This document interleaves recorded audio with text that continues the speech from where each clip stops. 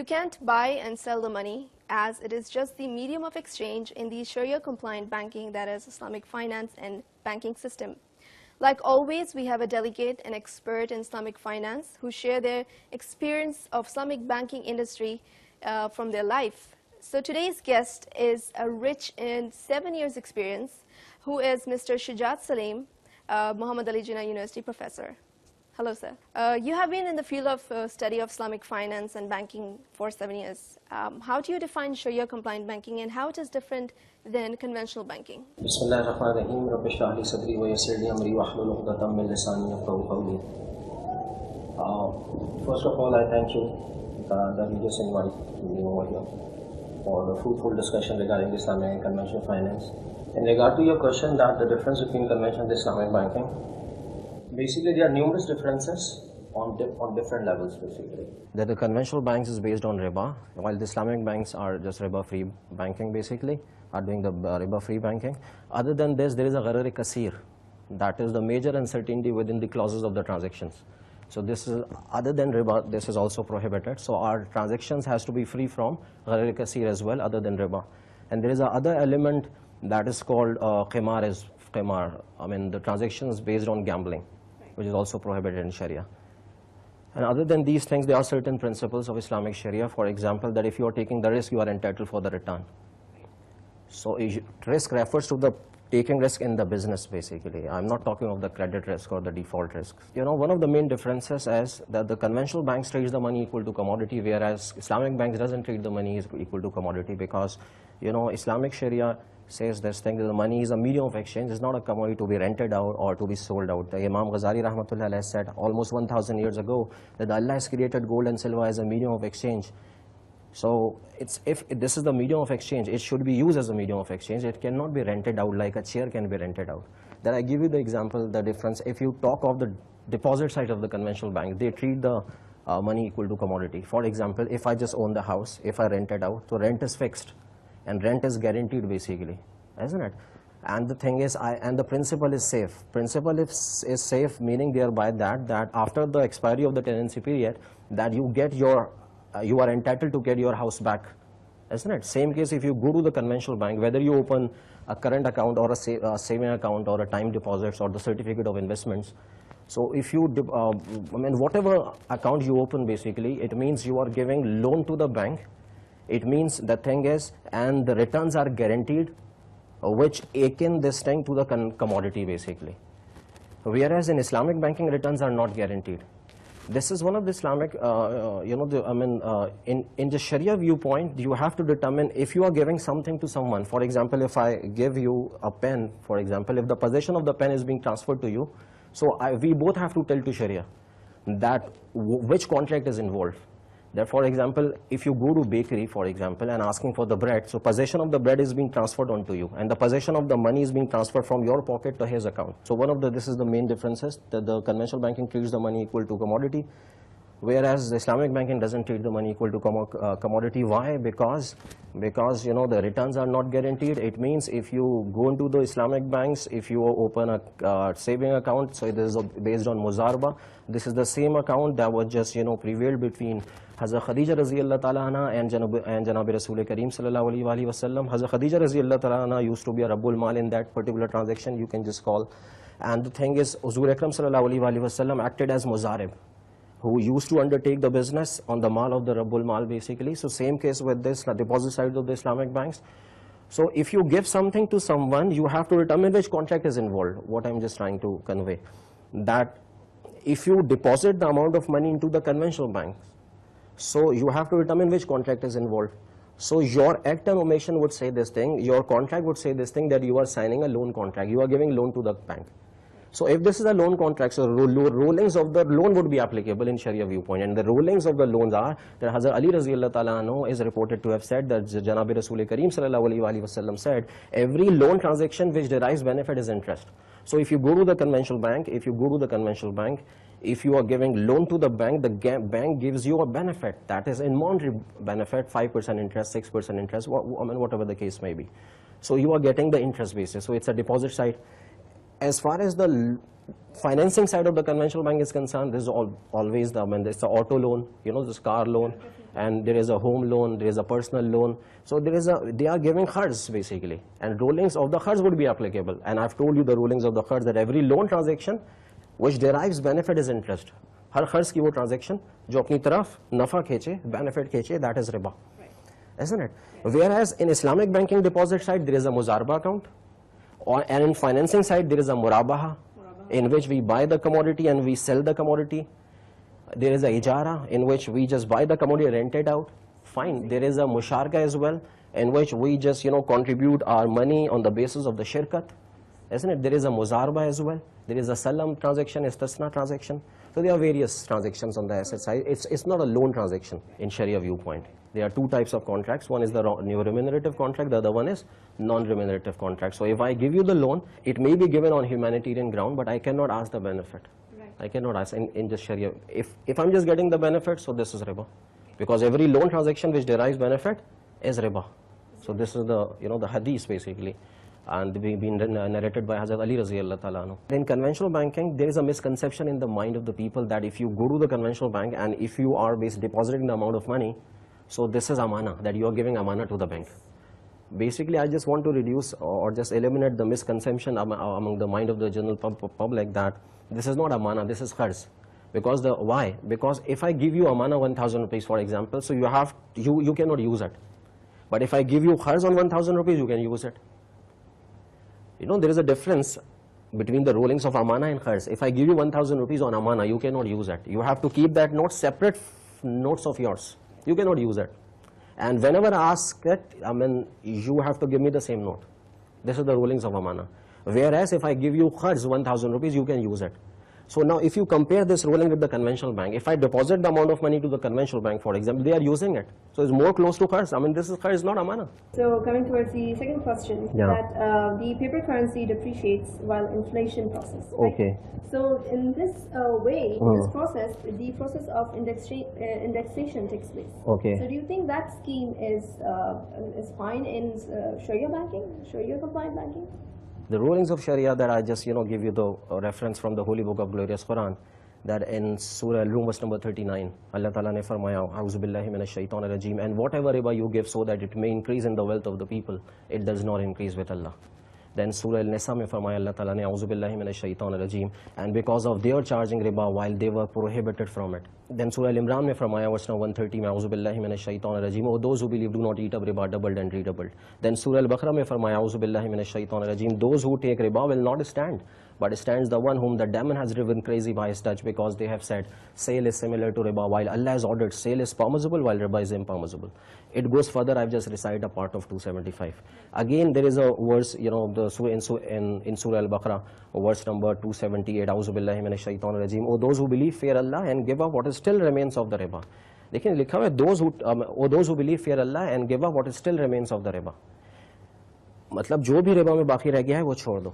Oh those who believe fear Allah, ए ईमान वालो अल्लाह से डरो, and give up और छोड़ दो what still remains of the riba, जो भी रिबा में बाकी रह गया है. If you are believers, अगर तुम वाकई ईमान वाले.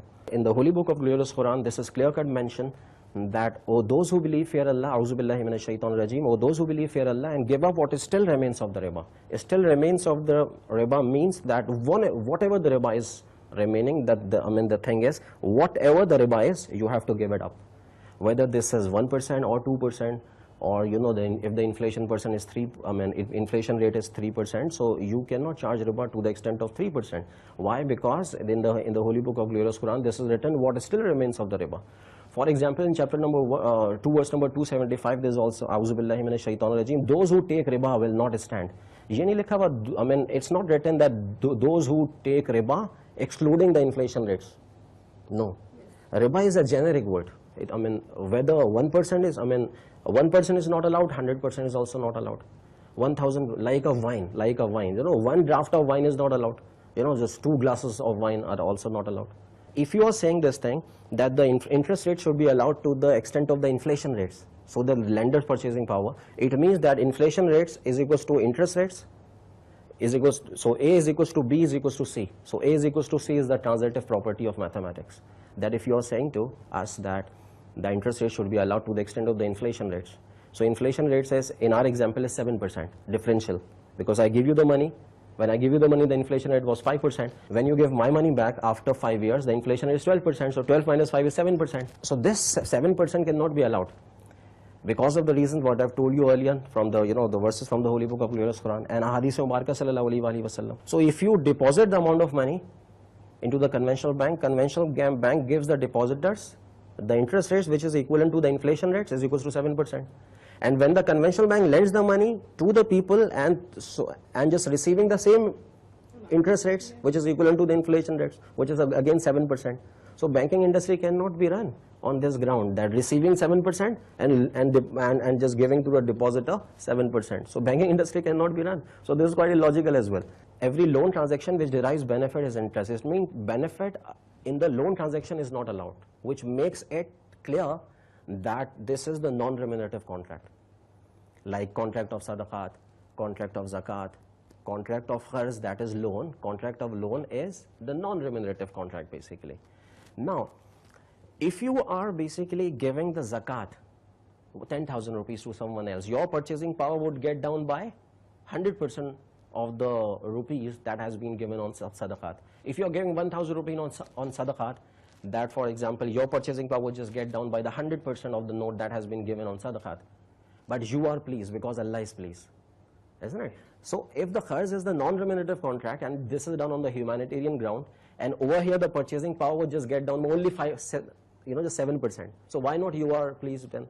If you are pleased by reduction in the purchasing power in the contract of zakat and sadaqat by 100%, if you are pleased because Allah is pleased, because you just done it to please Allah basically. So same case with the kharz. Kharz is given on the humanitarian grounds, that you just basically fulfill the need of the others by just giving the amount of money. So this is same case as the sadaqat basically. So in sadaqat, if the 100% purchasing power just get down, but you are pleased because Allah is pleased, so why not you are pleased over here in kharz transaction, where the differential, your purchasing power would just get down only by the differential in the interest rates, that is 7%. Coming towards a different instrument, that is murabaha financing. Why do you think it is initiated by the contemporary Islamic banks? Because why this is initiated by the Islamic banks, the murabaha financing, because the Ummah was just involved in personal loan basically, or running finance, working capital finance. So these are the conventional banking products on the asset side basically. For example, if Mr. A, he is a sugar mill owner and he just wants the financing for the sugar cane purchase, for example, so he just goes to the conventional bank and asking for the working capital finance. So they just give them the 1 million rupees, for example, for the purchase of the sugar cane. And now he just convert the ganna into the sugar and just selling it and just enjoying his life, but keep on paying the interest to the conventional bankers, isn't it? And interest is prohibited. So, but the need is okay. The thing is, to run a factory, to be a sugar mill owner is not a big deal. I mean, it's a Sharia compliant. But the thing is, the way to get the financing has to be Sharia compliant as well, isn't it? Because if the objective is there and you are achieving the objective, the way to get the objective is also be permissible, like. So that's why the Ummah was just involved in riba-based financing, like by working capital finance, running finance, in which the interest is involved. And why Janabi Rasul Kareem sallallahu alaihi wasallam is reported to have said, a person who gives riba, a person who takes riba, a person who records the riba transaction, and a person who witness on the transaction of the riba, they all are alike. So that's why, just to benefit to the Muslim Ummah, just to get the Muslim Ummah away from the interest, we are alhamdulillah initiated with the murabaha financing, in which you can run your factory, you can just make your sugar, no problem. But the thing is a Sharia compliant financing, in which murabaha is one of the kinds of sale basically. And we have got the reference from the Holy Book of Glorious Quran in chapter number 2, verse number 275. Allah Ta'ala ne farmaya, A'udhu billahi minash shaitanir rajim, wa halallahu al-bay'a wa harrama al-riba, that Allah Ta'ala has just permitted sale and prohibited riba. And so muraba is one of the kinds of sale.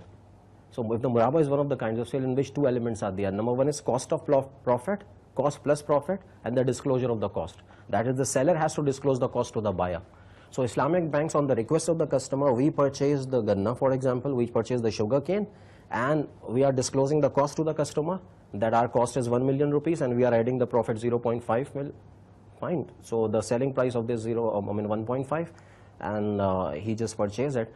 And so the the thing is the sugar cane can be financed in this way, and you can just get the sugar cane through this way, through Murabaha financing, and you can run your factory in a Sharia compliant manner. This is the simple, simple example. You just explained it to us that what is Murabaha, right? Yeah. So how can you differentiate between Mudaraba and Musharaka?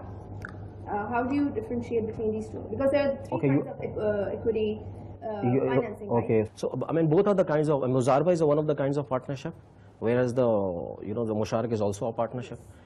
There is a difference between the two. In Muzaraba, there are two parties. Number one is the Rabbul Mal, that is the capital provider, and there is a Muzarib, who is a working partner. Fine. For example, that you have got the expertise. Fine, I become the Rabbul Mal for you. I just give you the capital, and you work on the Mal of the Rabbul Mal, that is on the capital of the Rabbul Mal, and you are undertaking the business. You are the working partner, and I am the Rabbul Mal. So there is a different rulings that, for example, as far as the profit is concerned, the profit is just going to be distributed among the parties, that is the Rabbul Mal and the Muzarib, with mutually agreed proportion. If there is a loss, the loss has to be borne by the Rabbul Mal. Whereas in Musharaka, the investment from each and every partner, has to be come from, in just Musharaka. In Musharaka, investment has to come from each and every partner like. Whereas in Muzaraba, investment has to come from the Rabbul Mal only.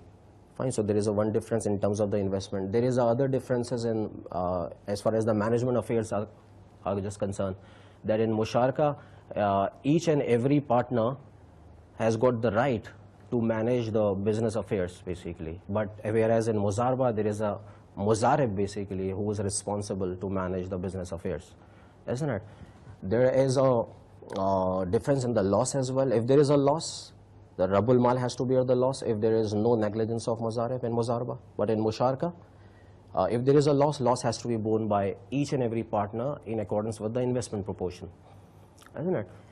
As far as the implementation of Muzaraba and Musharaka is concerned, that I've told you earlier, on the liability side, there is a Muzaraba. If you deposit the amount of money into the conventional bank, for example, you either deposit your amount of money into current account or in the saving account of the time deposit or certificate of Islamic investments.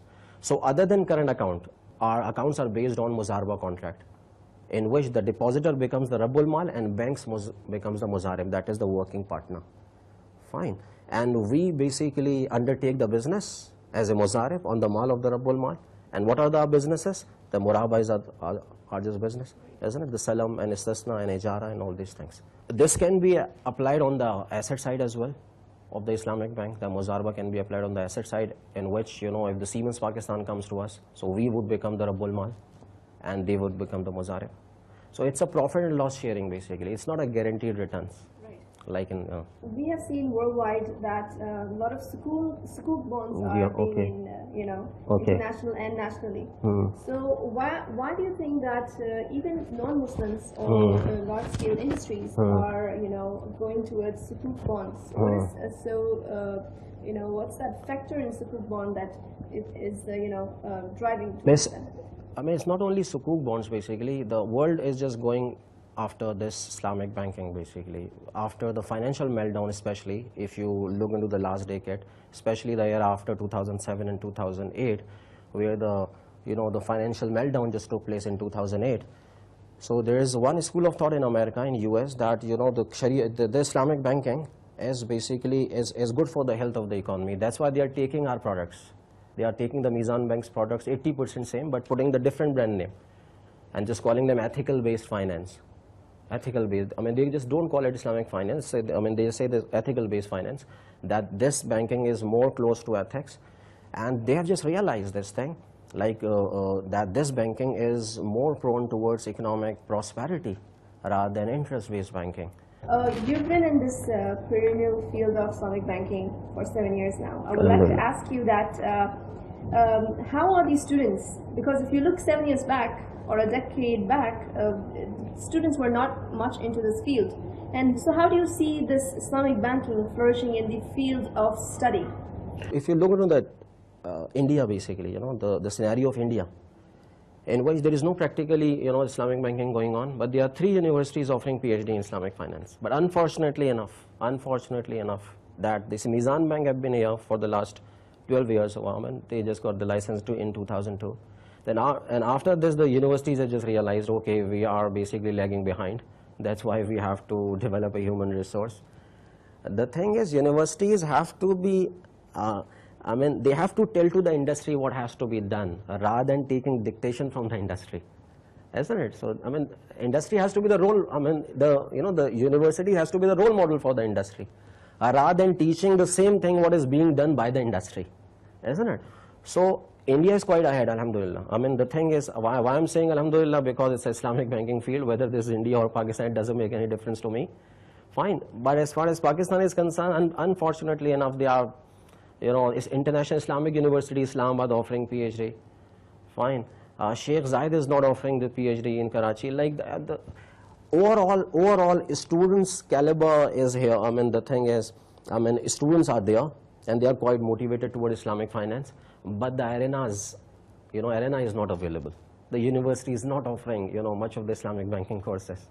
Alhamdulillah, Muhammad Ali Jinnah University have just made it the core course that each and every person has to do it, whether you are going for the marketing or HR or, this IT, that, you have to do it, like, isn't it? But I have seen so many other universities, which is, Islamic banking is not being taught.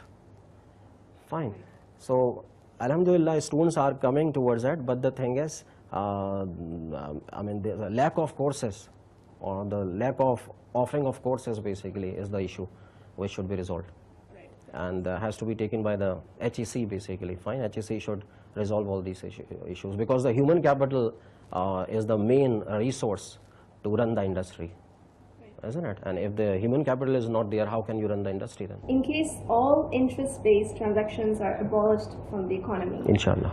Inshallah. So how do you see economy's implications on the national level as well as international level? I just give you the reference from the Holy Book of Glorious Quran. In chapter number 2, verse number 278, 279, this is written, A'udhu billahi minash shaitanir rajim. O those who believe, fear Allah and give up what still remains of the riba if you are believers. But if you do not, then listen to the declaration of war from Allah and His Messenger. And if you repent, yours is your principle, neither you wrong nor be wronged. Neither you wrong nor be wronged. It means like giving and taking the riba commits the injustice basically. You are doing the injustice towards the whole society. Like if you talk of the socio-economic impact of the interest-based model, that for example, if you deposit the amount of money into the conventional banks, so the conventional banks gives you the interest rates, maybe 5 to 6%, isn't it? And the same amount of money is being lent to the people who are already rich, for example, industrialist, business class, isn't it? And they just made the profit and loss account. There is a EBIT calculation, earning before interest and taxes. So interest expense has to be, it has to be deducted before tax. So interest is tax deductible, isn't it? That flourishes the, interest-based financing basically. That interest is tax deductible, that you don't have to pay the amount of tax on the amount of interest because the interest amount is already been deducted in the profit and loss account.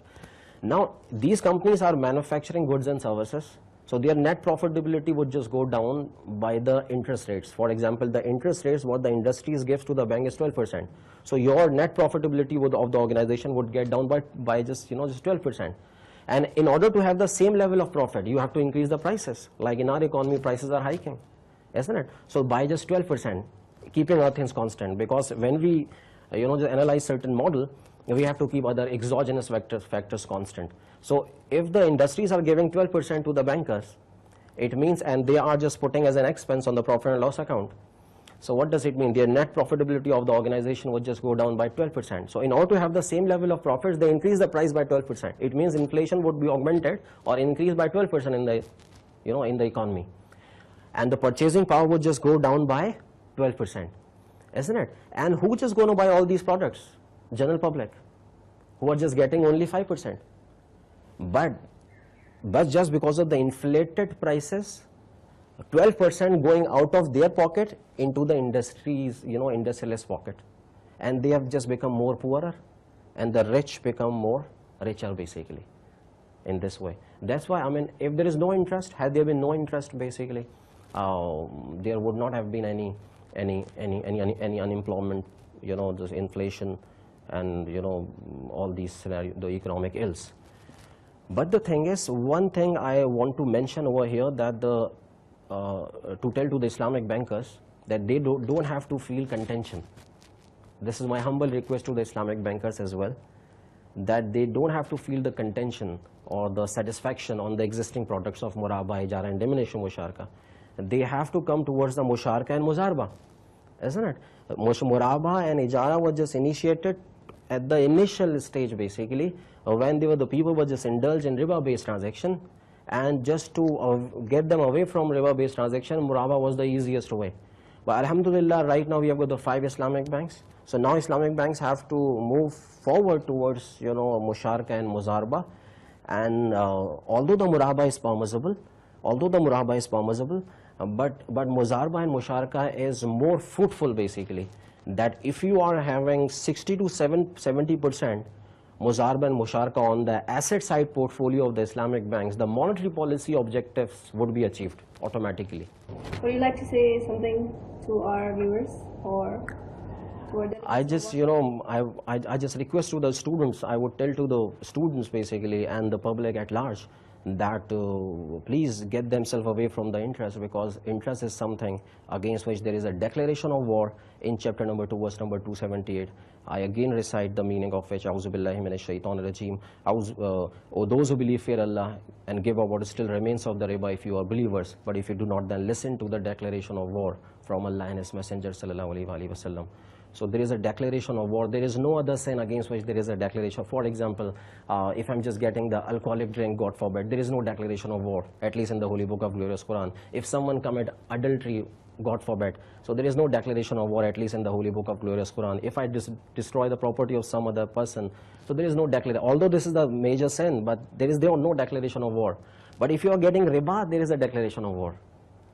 That's why it's a major sin. Please get yourself and your family members and the society as a whole away from interest, and just put your endeavors and sincere efforts and your pious efforts towards this cause. This is not a course, it's a cause basically.